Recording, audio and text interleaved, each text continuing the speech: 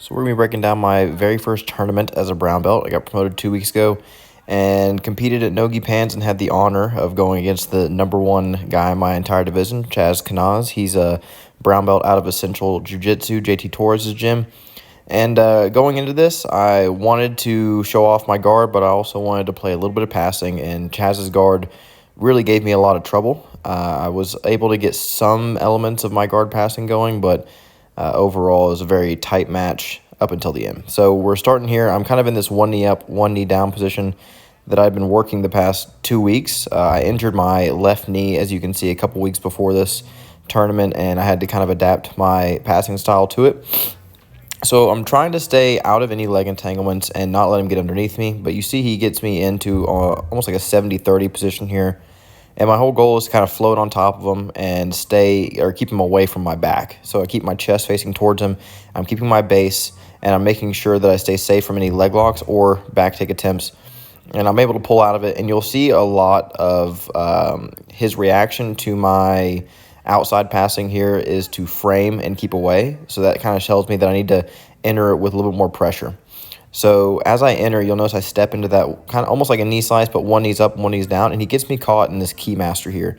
He underhooks my knee that's down, and he overhooks my other leg and kind of holds me in place here. And this isn't really a reaction that I got too much in my camp. So I was able to clear the K-guard at least once, but he really just sticks me in this the entire match and slows me down and is able to enter my legs.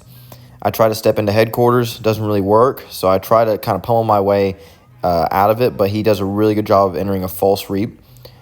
In this camp, I also worked a lot on not just leg lock defense, but counterattacking from the legs, so that way if anyone was to get me in a leg entanglement from passing, I could opt to re-engage the legs. So feeling pretty good. I'm already gassed, not going to lie, because I'm very nervous to go against such a seasoned competitor, but I'm really trying to get my game going. This one knee up, one knee down, it was working for me really well in the gym, but in this match, I did feel as if I was stalling a little bit from this position just because that keymaster hook on my left leg is giving me a lot of trouble and holding me in place. Chaz's game is a lot like mine from a guard position, so I know how to stop it, but I wasn't really doing a good job of disengaging from it and entering my own passing positions. I tried a little outside passing here, Rafa Mendes style, trying to cut angles, trying to misdirect, but he does a really good job of keeping me center, so I enter back into this stage of a knee cut here so I can kind of hold him down and catch my bearings. The whole time he's playing from guard, I'm really trying to strip his grips and create passing pressure from this knee slice position. I'm also trying to keep him away from that injured knee. That way just nothing bad happens to it. So I'm really trying to figure out a way past his guard, but he's really strong with his hooks, and he's really good at keeping me in place. So I'm really just kind of reading what reactions he's giving me, what way his body's wanting to go, and so maybe I can use that against him. This kind of backstep passing is something I'm working from that one knee up, one knee down position, but he does a really good job of just not letting me pin his shoulders to the mat. And you'll see throughout this entire match, he's really trying to keep me into this reverse Del Hiva keymaster situation. And one thing I wanted to highlight from Chaz that he did well that I think I didn't do well is he was controlling the tempo of the match. There were very few parts of this match where I felt like I was the one pushing the pace. It really just felt like he was the one making meaningful attacks towards me, and I was just defending them. So that just goes to show that whenever you're in high-level competitions, controlling the tempo of the match will lead ultimately to point scoring, submissions, or a win overall, and that's something that I learned from him as we had this match. So I'm still trying to do this kind of knee slice, kneeling knee slice position. I'm trying to go leg drag. I slip and fall, kind of embarrassing, but it's okay.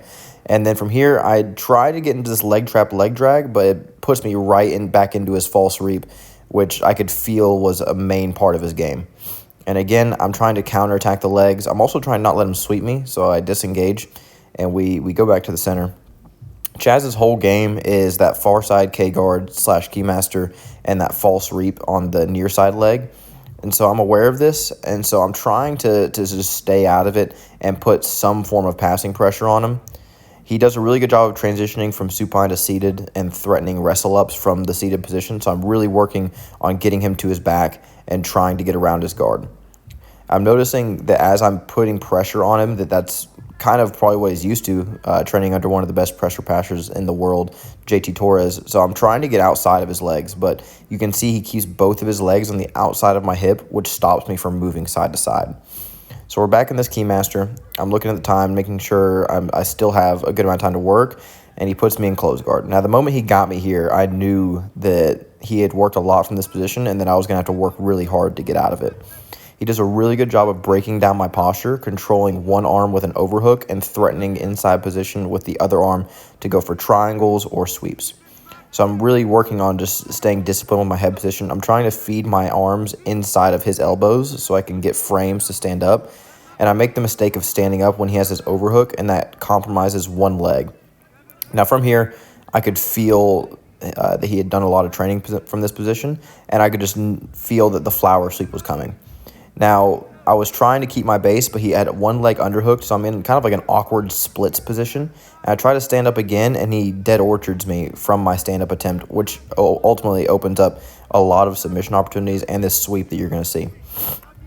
This sweep was very interesting because I had gone into a defensive mindset of trying to defend them out, and he just kind of fell back into a closed guard situation. I'm kind of curious as to why he did that. I think it's because he may have felt more confident from his guard, or he wanted to put me on his highlight reel, which I will definitely end up on it now, that he won this match. But I'm just trying to create posture, and he's doing a good job. You see he's breaking me down with that overhook and that rubber guard on that leg of his on the top. This is a very difficult position to get out of. Close guard is something that I've always struggled with. I don't get put in it too often, but when I do, it's always against someone who's really good at it. So I'm really trying to stay disciplined here with my limb positioning. I'm trying to get inside of his elbows so I can stand up, and you'll see that here in just a moment, I will start to get there after being basically put in a pretzel for the entirety of this close guard exchange. So going into this match, I really wanted to play guard, but off the double guard pull, I could tell Chaz was wanting to play guard, so I was content with standing up. But you'll see when I stand up here out of this close guard and I do pull guard that I was able to initiate a lot of attack opportunities, and I really do feel like if I had been playing guard the entire time, that things would have been a little bit better for me. Just a little strategic error on my part. But again, you'll see the main point I wanted to make in analyzing this match is Chaz's ability to constantly control the tempo, and I'm constantly having to be put in defense.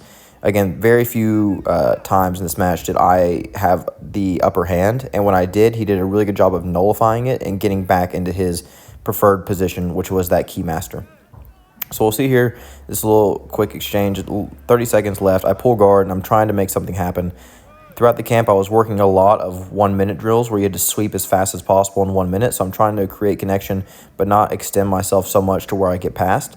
Here, I make a butterfly hook, and I get a 2-on-1 that helps me pull into a K-guard. He off-balances to the right-hand side because of my De La Riva hook, and I wrestle up on a single. I'm trying to get to his back just to have something of a highlight to show for, because the rest of the match was just him dogging on me. But that was a good little look at the end. I do feel like if I had played guard, it would have gone a little bit differently. But that's my very first tournament as a brown belt.